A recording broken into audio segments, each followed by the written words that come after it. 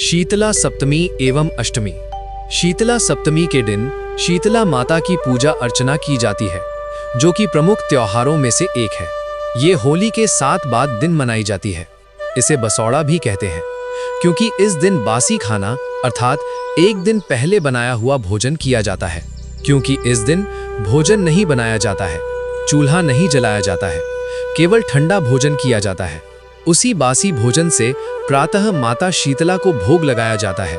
तत्पश्चात वही भोजन प्रसाद के रूप में सभी ग्रहण करते हैं। भोजन में चावल, दही, पुए, चूरमा आदि बनाया जाता है। शीतला माँ कौन है और इनकी कथा क्या है, आइए पढ़ें। चैत्र मास में जब लोगों ने माता शीतला को भोग लगाने के लिए स्वादिष्ट पकवान बनाए और भोग लगाया, तो इससे माता को इन गर्म पकवानों से अच्छा नहीं लगा और गर्मी अनुभव हुई।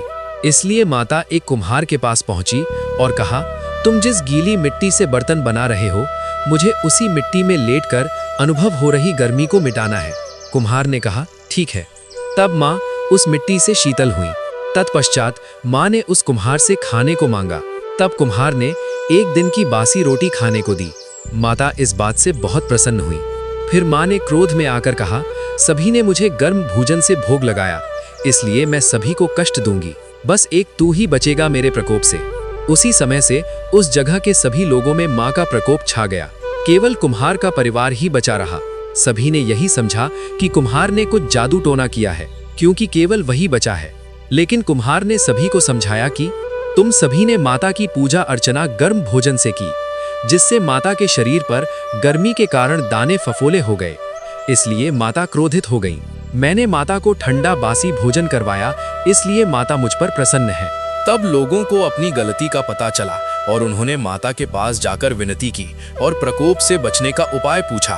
तब माता ने कहा, होली के ठीक 7 दिन पश्चात शीतला सप्तमी होती है।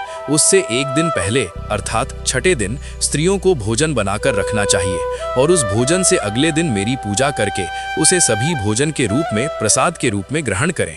तत्पश्चात अगली बार होली के पश्चात माता के कहे अनुसार शीतला अष्टमी के दिन सभी ने माँ की पूजा अर्चना की, जिससे सभी के कष्ट दूर हुए। एक बार की बात है कि एक राज्य में राजा के पुत्र को शीतला का प्रकोप अर्थात चेचक निकली। साथ ही उसी राज्य के एक निर्धन परिवार के एक बालक को भी चेचक निकली। उस गरीब बालक के पिता ने नियम पूर्वक कार्य किया। घर में नमक पर पाबंदी लगा दी, तेल की भुनी चीजें बंद कर दी, गर्म भोजन बनाना बंद। धीरे धीरे उसका बालक ठीक हो गया, जबकि अनेक प्रयत्न करने पर राजा का पुत्र ठीक नहीं हुआ। राजा प्रतिदिन रात को चंडी की पूजा अर्चना करता, प्रतिदिन स्वादिष्ट भोजन बनवाता, जिसकी महक से उसका पुत्र भी उस भोजन को करने के लिए मचलता। तब उसे भी वह भोजन करवाया जाता। इसका परिणाम ये हुआ कि वह ठीक होने के बजाय और बीमार होता गया। राजा बहुत दुखी हुआ, सोचने लगा कि मैं इतना प्रयास कर रहा हूँ, फिर भी मेरा पुत्र ठीक नहीं हो रहा है, जबकि उस गरीब का पुत्र बिना किसी पूजा के ठीक हो गया। उसी दिन राजा को माता शीतला ने स्वप्न में कहा, राजन, तुमने जो सेवा की, पूजा अर्चना की है, यही कारण है कि तुम्हारा पुत्र अभी तक बीमार ही है। हालांकि मैं तुमसे प्रसन्न हूँ, लेकिन तुम्हारा पुत्र ठीक नहीं हो रहा है। उसका कारण ये है कि तुमने विधि पूर्वक कार्य नहीं किया। तुमने प्रतिदिन गर्म भोजन बनवाए, तेल में पकवान बनवाए, जिसके कारण उसकी महक से तुम्हारे पुत्र का मन भी उन्हें खाने को करता रहा और उसे खाने को वही दिया गया। फिर वो ठीक कैसे होता? उसे नमक का भोजन भी करवाया। नमक के कारण रोगी को जो दाने निकलते हैं, उनमें कष्ट होता है। तेल की गर्म वस्तुएं इसलिए नहीं बनानी चाहिए क्योंकि उसकी महक से रोगी भी उनको खाने की सोचता है।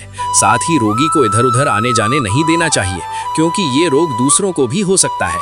इन्हीं सब नियमों का पालन करने पर शीतला के प्रकोप से प्रभावित रोगी ठीक होता है। तब राजा ने अगले दिन से ये सभी नियम अपनाए और धीरे धीरे उसका पुत्र ठीक हो गया। शीतला अष्टमी। शीतला अष्टमी शीतला सप्तमी के पश्चात आती है। शीतला अष्टमी माँ की पूजा अर्चना भी इसी विधान से करें। छठ के दिन बनाए गए पकवान से ही अष्टमी माँ की पूजा अर्चना करें और उसी भोजन को प्रसाद के रूप में ग्रहण करना चाहिए।